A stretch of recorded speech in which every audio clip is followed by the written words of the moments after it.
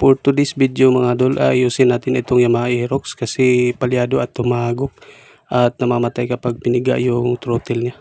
Kaya ngayon kailangan natin i-troubleshoot ito ng mabuti. Let's do this!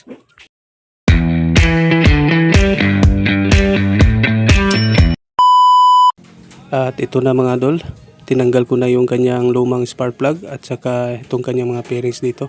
Ito na yung lumang spark plug niya. Yan, napakadumi na at napakaraming carbon deposit. Kasi dito kapag ganito yung nangyari, dalawa lang yung titingnan niyo. Yung kanyang spark plug cap at saka yung kanyang spark plug mismo. Okay pa naman yung kanyang spark plug cap, kaya yung spark plug ay pinalitan ko na ng bago at naikabit ko na mga dol. At mamaya paanda rin natin ito, subukan natin mga dol.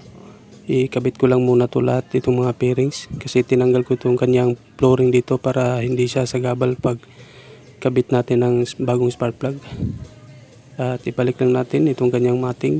Ngayon panoorin nyo ito mga dol para at least magkaroon kayo ng idea paano ikabit lahat yung mga pairings. Kasi kanina palyado at kapag piniga ni sir yung kanyang silindador ay namamatay itong kanyang motor. Kapag ganito yung nangyari sa inyong motor, palyado at tumahagok, lalo na kapag katulad dito na Yamaha Aerox 155 at saka humahagok at namamatay kapag piniga yung silindador. Ganito lang yung unang gagawin ninyo. Ito yung tips na ibibigay ko sa inyo. Tingnan nyo muna yung kanyang spark plug at saka spark plug cap. Kapag maluwag na yung spark plug cap, palitan nyo na. At kung mahigpit pa, huwag yun lang munang palitan. At kapag mahigpit pa yung spark plug cap, pangalawang tingnan nyo yung kanyang spark plug. Titingnan nyo yung spark plug kapag marami ng carbon o marumi na, tsaka malayo na yung kanyang gap, palitan nyo na kaagad ng bagong spark plug. Huwag kaagad yung basta-basta ipagalaw yung ibang mga parts ng inyong mga motor. Kapag ganito yung nangyari, palyado at humahagok at namamatay kapag piniga yung silindador. At kapag halimbawa napalitan nyo na ng spark plug at saka spark plug cap na bago, ganun pa rin yung kanyang issue, meron pa rin issue, palyado pa rin at saka humahagok, dyan yun na ipagalaw yung ibang mga parts. Gagawin niyo, papalitan niyo ng fuel pump filter at saka palilinis ninyo yung kanyang injector, tapos yung kanyang throttle body, at saka kung sira na yung injector, palitan nyo na rin. At saka yung kanyang TPS, yan yung panghuli yung titingnan, TPS, tapos yung kanyang CKP sensor, at saka yung kanyang panghuli yung kanyang stator mismo.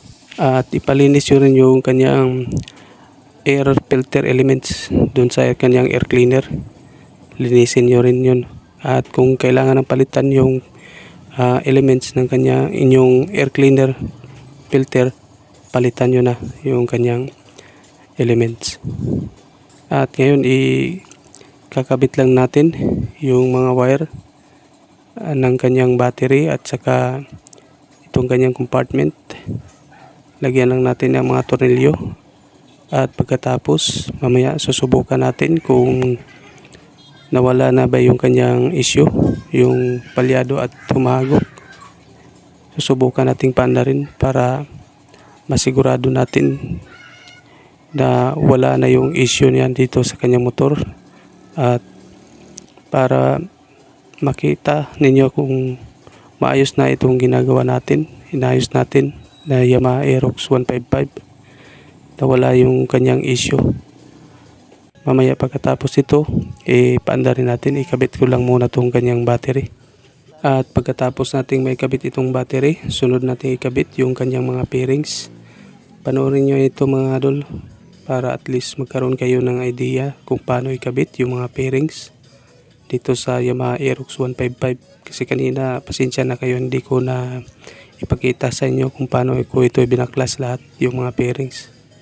At ang pinalitan ko lang dito kasi ang nakita kong problema dito ay yung kanyang spark plug, malayo na yung kanyang gap at saka marami ng carbon deposit, marumi na yung kanyang spark plug, kaya pinalitan ko na ng bagong spark plug. At ngayon susubukan nating paandarin pagkatapos nating may kabit lahat. Kapag ganito yung nangyari sa inyong mga motor, mga idol, huwag kayong mag-alala. Ito lang yung gagawin ninyo, unang-unang steps na gagawin ninyo. Palitan nyo na kaagad yung kanyang spark plug. Tingnan nyo rin yung spark plug cap kung maluwag na. At kung maluwag na, palitan nyo na rin yung spark plug cap. At kung maigpit pa, huwag muna yung ninyong palitan. Yung spark plug lang muna yung papalitan ninyo kapag ganun na yung itsura ng spark plug, marumi na at marami ng carbon deposit. Kasi ang lifespan ng spark plug every 28,000 kilometers na tinakbo na inyong motor, kailangan nyo na magpalit ng bagong spark plug.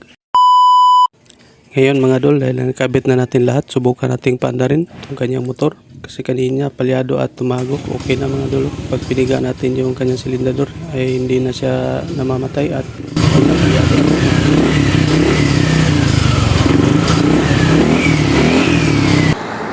Mga idol, thank you for watching. Ride safe sa lahat. Peace. I'm out.